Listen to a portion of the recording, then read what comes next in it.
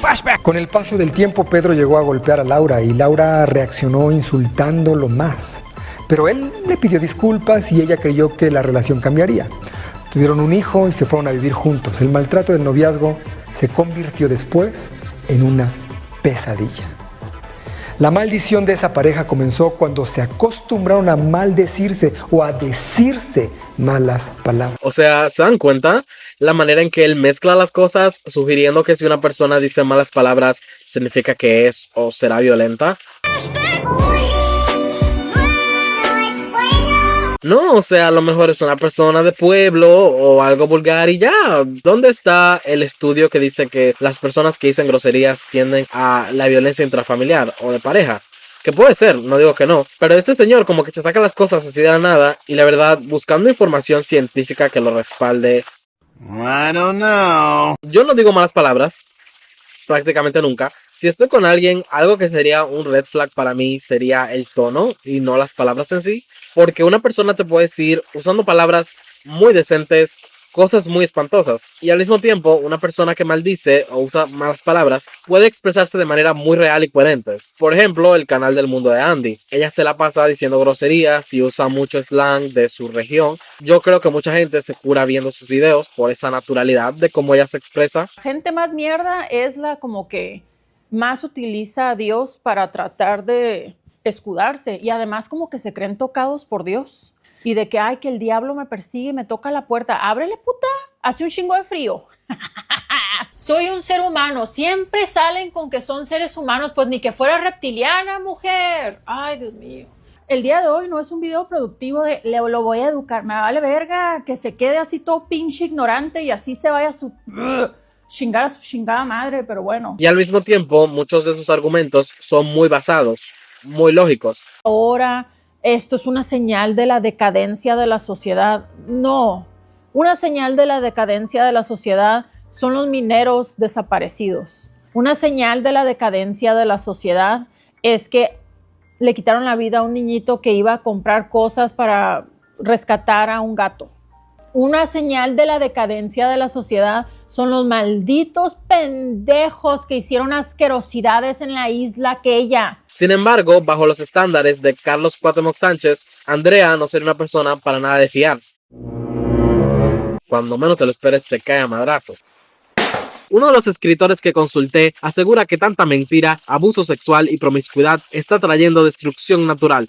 Pues si Dios permaneciera de manos cruzadas ante todas las cosas que están sucediendo en la actualidad, como el uso legal de drogas, el matrimonio de homosexuales, los abortos masivos e indiscriminados, ¡Mata bebé! ¡Mata bebé! la utilización de la mujer como animal sexual, la pornografía infantil, las películas obscenas a la venta en cada esquina, los juguetes eróticos, el intercambio de parejas, las orgías, etc., entonces tendría que pedir perdón a Sodoma y Gomorra. Ese escritor de que habla, no sé qué tiene de especial. Yo escucho ese tipo de discursos cada vez que se sube un predicador al metro. No podrán ir al cielo las siguientes personas según la Biblia: homosexuales, lesbianas, trans, adúlteros, los que viven en unión libre, los casados civilmente, los divorciados que viven en unión libre, los que tienen hijos fuera de matrimonio, los que no reconocen hijos, los borrachos, los que visitan prostitutas, los que adoran imágenes, los que participan en juegos de azar, lotería, rifa y bingo, irse a la playa, vacaciones en Semana Santa, el horóscopo, los asesinos, los que utilizan métodos anticonceptivos, los que tienen sexo antes del matrimonio, los que tienen sexo por placer sin fines reproductivos. ¡Me rindo! Ya me cansé.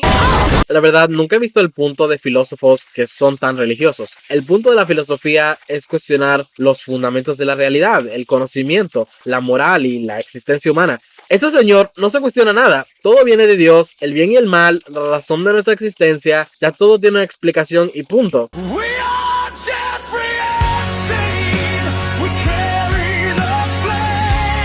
En fin, volviendo a la trama, cuando terminan las vacaciones, José Carlos vuelve a la escuela, declama un poema en una actividad y se redime de la pena que pasó el año anterior. Recibe una ovación prolongada del público y la maestra lo felicita por ser perseverante y luchar por sus sueños contra toda adversidad. Después del evento, sale del colegio contento, pero su alegría se interrumpe al ver a varios jóvenes reunidos alrededor del mismo automóvil rojo que casi lo secuestra. ese tipo pervertido parece que no conoce más escuelas. José Carlos enfrenta al tipo preguntando por Mario y exige saber dónde está, mencionando que la madre de Mario se encuentra enferma y preocupada. Al pervertido claramente no podría importarle menos ese dato e insta a Sabino, el tipo que acosó a Justina antes, a que suba con él a su coche. José Carlos rompe una de las revistas y confronta al hombre. El tipo desciende del vehículo molesto, recoge los restos y al marcharse intenta atropellarlos. José Carlos le informa al director sobre esto y llama a la madre de Mario, quien acude de inmediato. Por recomendación del director, José Carlos se ofrece como testigo y acompaña a la mujer a la delegación de policía para denunciar el hecho. Las autoridades empiezan la búsqueda que debieron haber iniciado muchísimo tiempo atrás, pero es que, como dije antes, esta gente aquí se toman el secuestro infantil muy chill. Luego José Carlos se encuentra con Justina y hacen las paces. José Carlos se siente abrumado por todo lo que siente por ella. Su madre le da más consejos muy básicos que parecen copy-paste de libros de autoayuda. Estas reflexiones cortan mucho la inmersión. Por eso, en el siguiente capítulo, la clase de José Carlos espera fuera del laboratorio de química que salga el grupo de Ariadne y Justina. Al salir, los estudiantes parecen alterados. Ariadne llora mientras Justina la consuela. José Carlos pregunta qué ocurrió. Alguien retiró la lente principal del microscopio que Ariadne estaba usando y lo arrojó por el desagüe. El profesor de química exigió que se devolviera la pieza y al no aparecer, amenazó con suspender a Ariadne, bajarle puntos y cobrarle la lente si no era entregada antes de la salida. Que tú dices, ¿por qué lo tendría que pagar ella si el resto vio a otros niños jugar con el lente y dejarlo caer en el desagüe? Yo chivateo de una. Esos instrumentos de laboratorio cuestan riñón y medio. Pues pronto vemos que el profesor como que le salió aguado el café esa mañana y ese día decidió torturar niños. Ordena al grupo de José Carlos copiar un diagrama complejo. Mientras lo hacen, José Carlos se acuerda de su microscopio llamado Fred y decide que entregará la lente del suyo para reemplazar la pérdida y evitar la sanción de Ariadne. Planea escaparse de la escuela para buscarlo. El profesor nota que José Carlos está distraído y le exige pasar al frente a exponer el tema explicado. José Carlos admite que no estaba prestando atención y el maestro molesto le ordena salir del salón. Varios compañeros intervienen para defenderlo y deciden abandonar el laboratorio e ir a la dirección para presentar una queja. Las secretarias informan que los directivos están en reunión. Luego hablan con la maestra encargada y le relatan lo sucedido. La maestra de una vez les cree y se pone del lado de los estudiantes, lo cual no es muy realista a mi parecer, pero bueno, les entrega un documento titulado El líder triunfador y sus ayudantes déspotas, donde se reflexiona sobre el abuso de poder por parte de subordinados autoritarios. Y a ver, yo estoy súper de acuerdo con cuestionar a la autoridad, exigir derechos, no dejarse pisotear, todo eso, pero ¿qué tienen que ver estas reflexiones con la historia? Siento que esta en particular la sentí muy metida como calzador. Literal, te puedes saltar estas reflexiones y yo diría que es incluso mejor si te las saltas. Después de hablar con la maestra, José Carlos se escapa de la escuela, desmonta la lente de su microscopio y se regresa. Ubica a Ariadne sentada en las escaleras junto a otra compañera. Al acercarse, Ariadne se sobresalta, pero él le pide que no tenga miedo y que desea conversar. Ella le pregunta qué quiere. José Carlos le explica que está afectado por los malentendidos entre ellos. Le da la lente de su microscopio Fred para evitar que ella reciba los castigos, que me parece una tontería, ya que si decidieron que se iban a rebelar contra el profesor tirano y tenían el apoyo de la maestra encargada, simplemente era invitar a Ariadne a la protesta, pero no. Él, como el más altruista, le cuenta que salió de la escuela sin permiso para ir a su casa, desmontar la lente de su microscopio, regalo de su padre, y entregársela. Ariadne se sorprende y le pregunta por qué lo hizo. Él responde que es una forma de agradecerle por ella haberle salvado cuando abrió la puerta del automóvil rojo del que logró escapar. Igual le comenta sobre Mario y que desde entonces desconoce su paradero. También recuerdan el otro incidente en carro, la vez de la nalgada. Luego José Carlos le expresa que desea su amistad.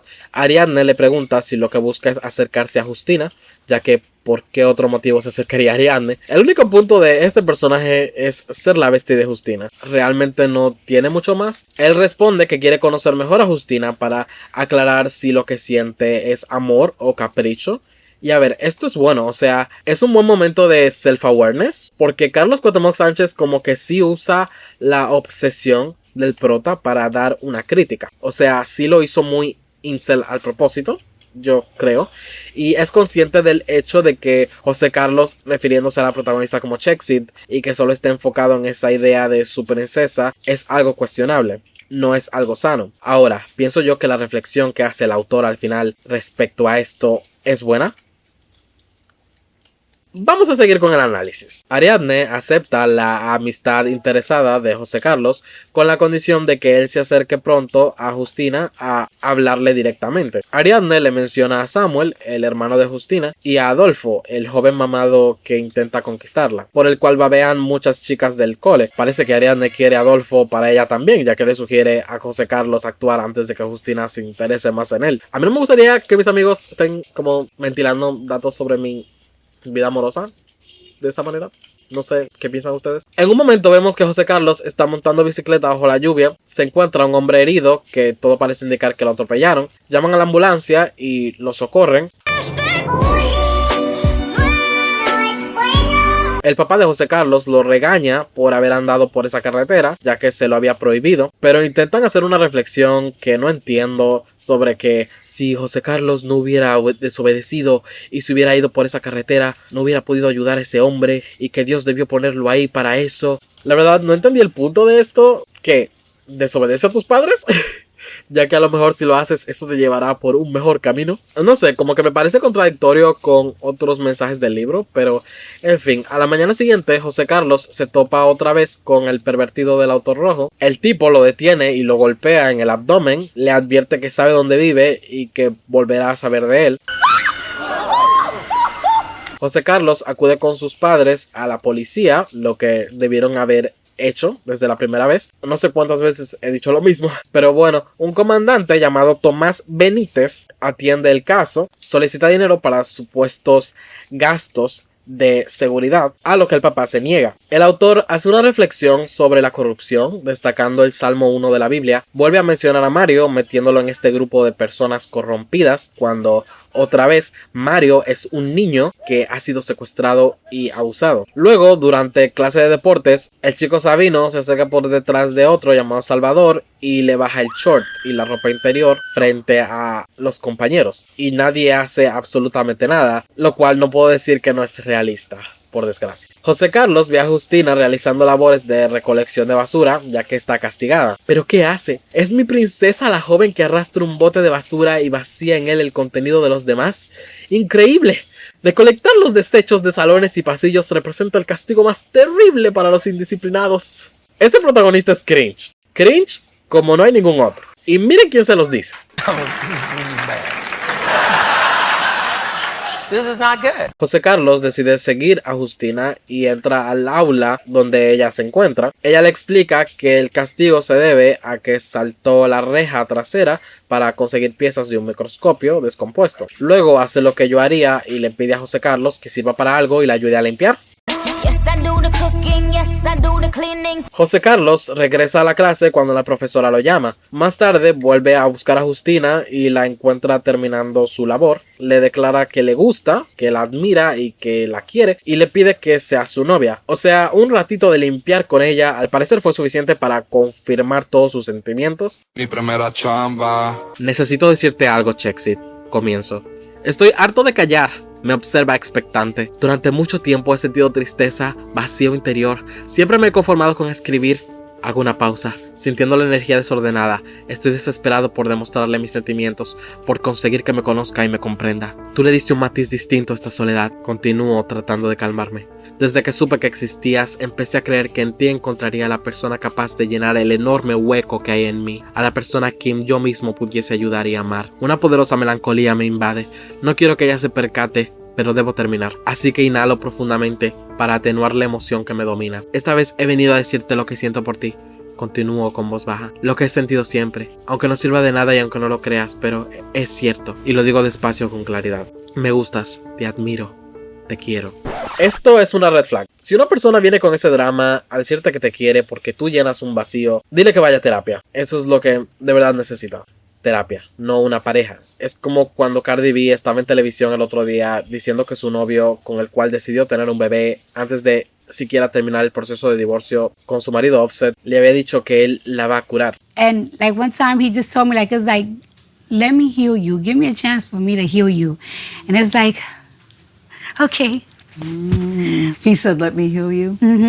Y al final, como el novio de Cardi B la ha tratado, le ha dado los mismos dolores de cabeza que le daba el otro tóxico. Es un tipo igual de mujeriego y además violento. Eso es irse de Guatemala a Guatepeor. Si sanas y trabajas en tu autoestima, no vas a interesarte en personas cuestionables. Vas a escoger cosas que lleguen a los estándares que ahora sabes que te mereces. Por eso es importante saber estar solo, tomarse tiempo para sanar. Otra persona no te va a sanar. Más fácil te jode más tu salud mental. E incluso si es una buena persona, no merece cargar con tus problemas mentales. Que está bien, todos tenemos problemas mentales, pero son nuestra responsabilidad lidiar con ellos. En fin, Justina le dice que lo pensará. Días después, el padre de José Carlos regresa molesto tras acudir a la comisaría y descubrir que el comandante Benítez, quien llevaba el caso del automóvil rojo, había sido dado de baja años atrás. Ese ni siquiera era el nombre del tipo. This is so humiliating.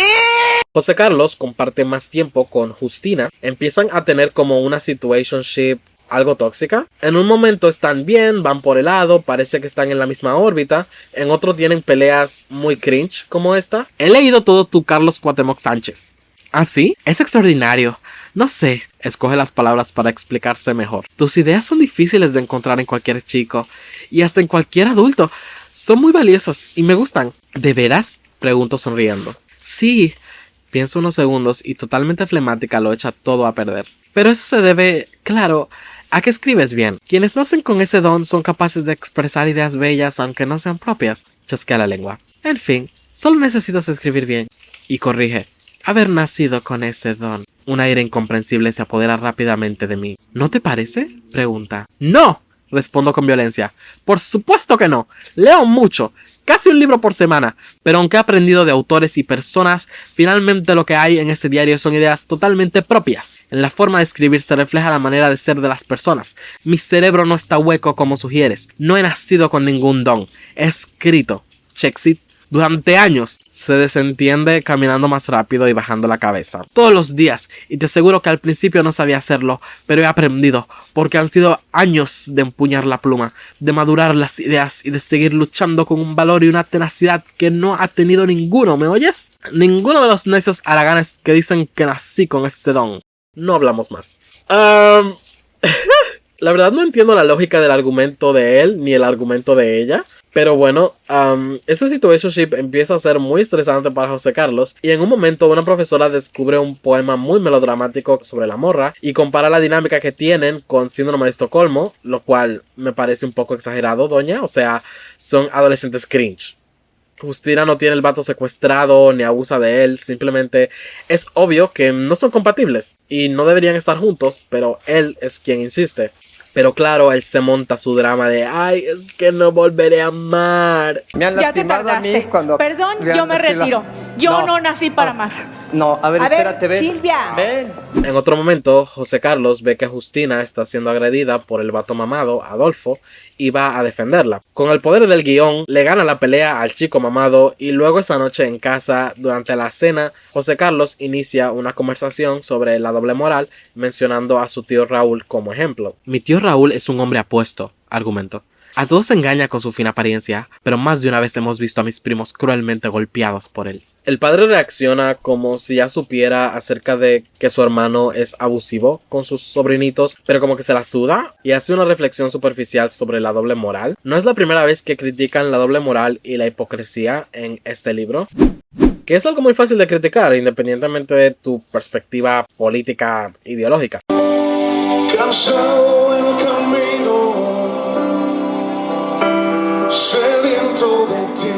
Más tarde suena el timbre, es la policía que les informa que encontraron al chofer del coche rojo y a su amigo Mario, quien está en el hospital. Cuando van a verlo encuentran a la madre de Mario, quien les informa que el tipo pervertido conducía en estado de ebriedad. Por si no quedó lo suficientemente claro que beber es malo y que una joven murió en el accidente. La madre le comenta que su hijo se niega a hablar con ella y les pide que intenten animarlo. Al entrar a la habitación observan que Mario ha cambiado físicamente y en su comportamiento. Está irritable, culpa a otros del accidente, incluyendo a José Carlos, y exige cigarrillos en el hospital. El autor se toma una sección para demonizar los cigarrillos que, a ver, yo en lo personal estoy en contra de los cigarrillos, me parecen una pérdida de dinero y tu salud, te jode el sistema cardiovascular, los dientes huelen feo, o sea, estoy de acuerdo en eso. Creo que hay muchas razones para invitar a los jóvenes a no desperdiciar su dinero en nicotina, pero la manera en la que este autor lo hace es melodramática. Es cringe. En fin, para no hacerles el cuento más largo, así de forma muy resumida, Justina se enferma. Sufre un desmayo en la escuela, tienen que practicarle maniobras de reanimación.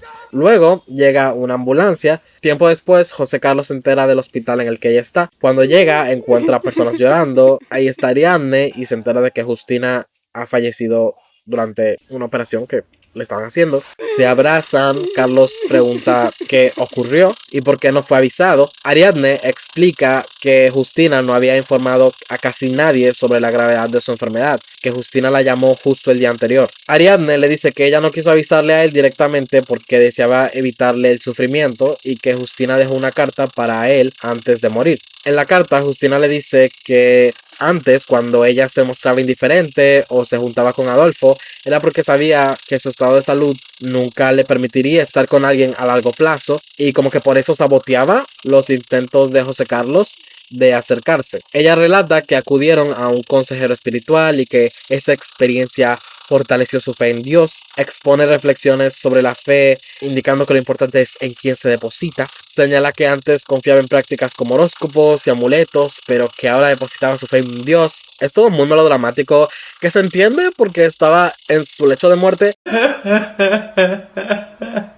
Pero luego todo da un gran giro al final. Pues en el último capítulo, luego de reflexionar sobre el Señor Jesucristo, José Carlos sale de su habitación y su madre reacciona con sorpresa al verlo. Le pregunta si puede recordar lo ocurrido en los últimos 5 días. José Carlos presenta lagunas en la memoria. Su madre le recuerda que había ido a la casa de Justina y al regresar se mostró enfermo, dijo incoherencias y se negó a hablar. Sus padres pensaron que había sufrido un golpe o ingerido alguna sustancia, pero los estudios médicos no revelaron anomalías. Poco a poco, José Carlos comienza a recuperar recuerdos de la fiesta. Samuel, el hermano de Justina, lo había recibido en su casa en estado de ebriedad. Observó que la madre de ellos estaba en una habitación con comportamiento ausente y que el padre estaba emborrachándose con una mujer joven, siéndole infiel. Cuernero, y te me vas de aquí, cuernero. En el patio trasero había consumo de alcohol y música. José Carlos vio a la hermana de Samuel, identificada por primera vez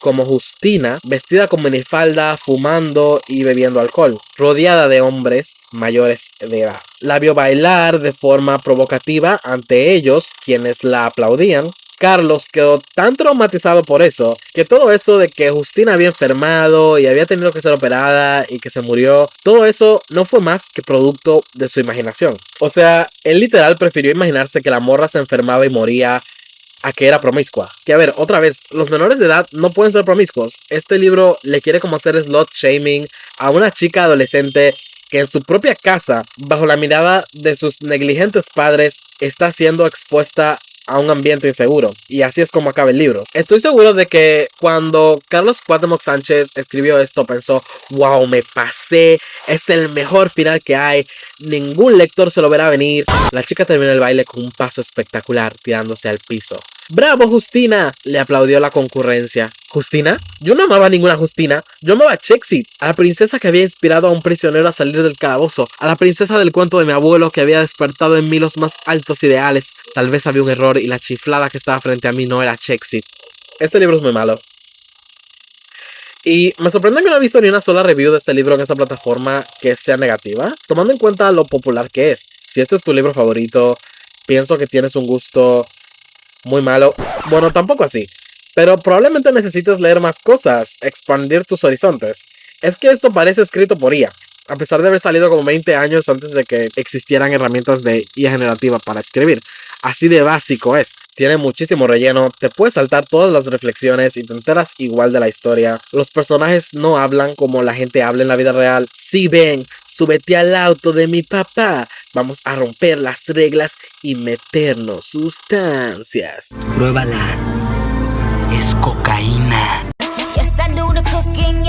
O sea, en La Rosa de Guadalupe escriben diálogos mucho mejores que estos. Y el final de Justina es muy tonto. Quiere reiterar eso de que la gente por fuera puede aparentar una cosa, pero tienen doble moral, por detrás hacen cosas malas. Y es como, güey, tú no llegaste a conocerla bien porque desde el principio no te importó nada sobre ella, ni siquiera su nombre. Y en el momento en que la idea que tenías de tu princesa Chexit se cayó, entraste en una psicosis de imaginarte esa realidad alterna en la que ella se muere.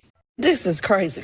Una novela juvenil que he visto con muchas críticas negativas, un poco injustamente a mi parecer, es esta, Ciudades de Papel. John Green tiene muchos haters y parte de las críticas que le dan puedo ver por dónde vienen, pero yo no considero que sus libros son tan malos como los pintan, al menos los que he leído. A él se le critica por abusar del cliché de la Manic Pixie Dream Girl, pero yo creo que Augustus Waters, que es prácticamente la versión masculina de una Manic Pixie Dream Girl, es verdad que puede resultar algo cringe por momentos, pero en general no es un mal personaje ni un mal interés amoroso. Y Margot Roth Spiegelman es una crítica directa a la Manic Pixie Dream Girl. Uno de los mayores puntos que hace el libro y el principal en el que se enfocan en la peli es hacer que el protagonista se dé cuenta de que la idea exagerada que todos tienen de ella no es real. Que Margot es simplemente una chica, humana, imperfecta. Carlos Cuauhtémoc Sánchez siento que quiso hacer más o menos lo mismo, pero su manera de desmitificar a la protagonista es muy misógina. Él juzga al personaje de Justina, a pesar de que es una menor. La reduce a la chica que baila sensual a hombres. Por eso ya no tiene ningún valor para el protagonista. El libro literal pone hombres, no que le baila a otros adolescentes o a otros jóvenes,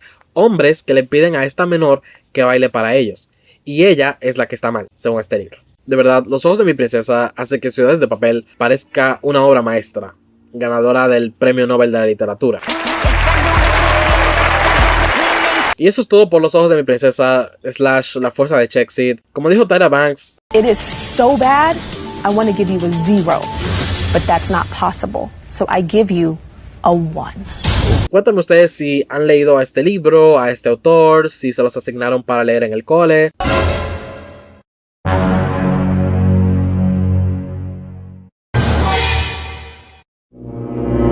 También díganme si les gustaría un video sobre Juventud en Éxtasis. Lo que he alcanzado a leer es igual o más traumatizante. Si quieren también puedo hacer ese video u otro que me sugieran. Cualquier recomendación o lo que sea que quieran compartir estaré pendiente.